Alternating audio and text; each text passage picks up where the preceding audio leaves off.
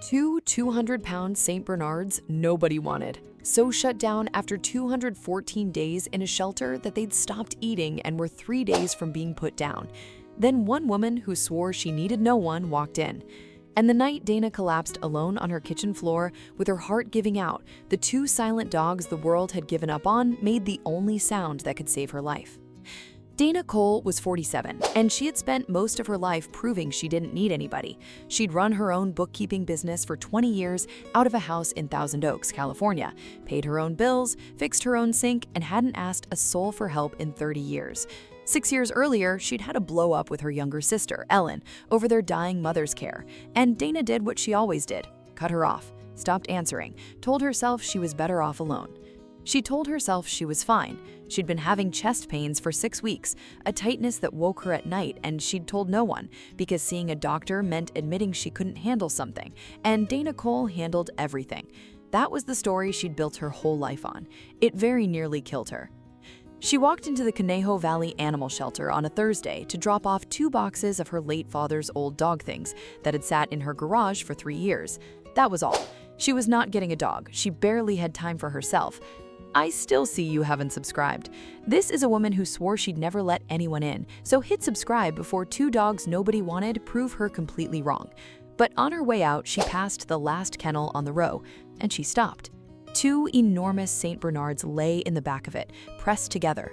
One was almost pure white, 201 pounds. The other was 199 pounds of mahogany and white. The card on the gate said they'd been surrendered 214 days ago when their 88-year-old owner, who'd had them 9 years, went into assisted living, that they were a bonded pair, the shelter wouldn't split, that the one time they'd tried, the white one hadn't eaten for 4 days, and that they were out of time. A worker named Teresa saw her looking.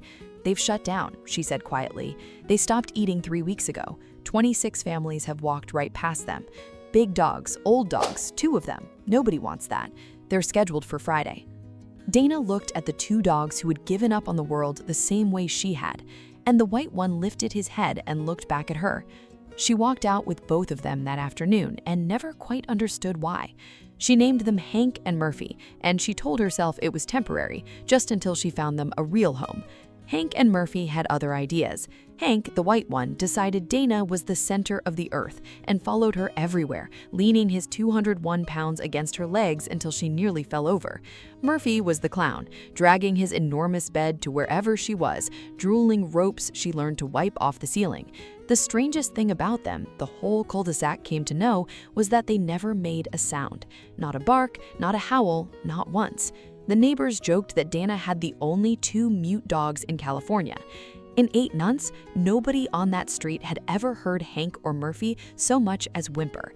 They were gentle, silent giants, and without meaning to, Dana stopped calling them Fosters. For the first time in years, the house wasn't quiet because she was alone. It was quiet because it was peaceful. Slowly, they cracked something she'd kept locked for years. She found herself talking to them, then laughing, then one evening, crying for the first time since her mother's funeral. Hank pressed his big head into her lap and would not move until she stopped. She slept better. She took Hank and Murphy on long walks around the Conejo Valley and even thought about calling Ellen, though she never did.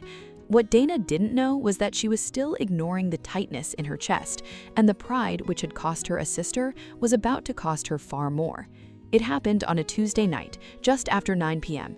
Dana was at the kitchen counter when it hit her, a crushing weight in her chest, her left arm going numb, the room tilting. She reached for her phone and her legs simply folded. She went down hard on the tile, could not get up, could not shout, could barely breathe. Her phone was 6 feet away, and it might as well have been 6 miles. She lay on her kitchen floor with her heart failing and understood that this was how it ended, alone, exactly the way she'd always insisted she wanted to be. And then Murphy started to bark. Murphy, who had never made a sound in his life, planted himself at the front window and let out a deep, desperate bang that rolled down the whole street, while Hank lay pressed against Dana, licking her face, nudging her, refusing to let her eyes close. Across the cul-de-sac, a neighbor named Ray Bishop, 62, heard it because in 8 months he had never once heard those dogs make a sound, and dogs that silent do not suddenly bark like that for nothing. He crossed the street, looked through the glass door, and saw Dana on the floor with Hank standing guard over her. He called 911 and paramedics were there in 7 minutes. The paramedics found her blood pressure crashed to 70/40 and said it was a widowmaker, a 90% blockage, and that Dana had been 4 minutes from gone. They also said that whatever kept her conscious and still on that floor, instead of panicking, was very likely why her heart didn't stop for good first. At the hospital, they called the emergency contact in an old file, a number Dana had never updated, her sister.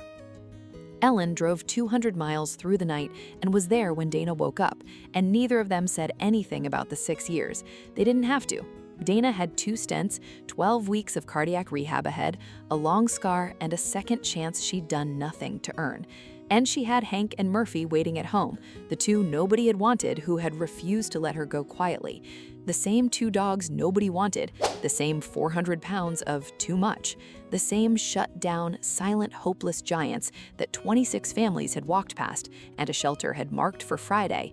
The silence everyone read as broken was the exact reason their voices meant something the one night it mattered. When 2 dogs, who never make a sound, suddenly scream, the whole world knows it's real. And everything that made them unwanted was the reason a stubborn woman who'd pushed away everyone who loved her was still alive to push a little less. It was never too much dog. It was exactly the right 2. When the local news ran the story of the silent dogs who found their voices, the shelter's phone did not stop ringing. In 6 days, the Conejo Valley Animal Shelter took 39 applications, people finally asking about the big ones, the old ones, the quiet ones in the back. 5 dogs came off that same list that month. Today, Hank is 6 and Murphy is 7. Dana walks them 3 miles every morning now, and Ellen comes for dinner every Sunday, a 3-hour drive she makes without fail. Hank still leans his whole weight against her legs, and she stopped bracing for it and just leans back. Murphy still drools on the ceiling and has never barked again since that night, as if he only had the one bark in him and spent it on the thing that mattered. Dana Cole, who spent 47 years insisting she needed no one, keeps 2 200-pound dogs on the bed, a sister's number on speed dial, and a door she no longer locks against the people who love her. We tell ourselves we rescue them. We sign the papers and buy the food and feel like heroes. But sometimes the 2 dogs the whole world gave up on, the ones too broken and too silent to bother with, are the only ones who will lie down beside you on the worst night of your life and refuse to let you disappear. Sometimes the ones nobody wanted are the only ones who won't let you throw yourself away. So tell me, did Dana rescue those 2 St. Bernards from that list, or did they rescue her from herself? Drop your answer in the comments. And if a dog ever refused to give up on you when you'd given up on everything, say their name below, because someone out there tonight, sure they don't need anyone, needs to hear it.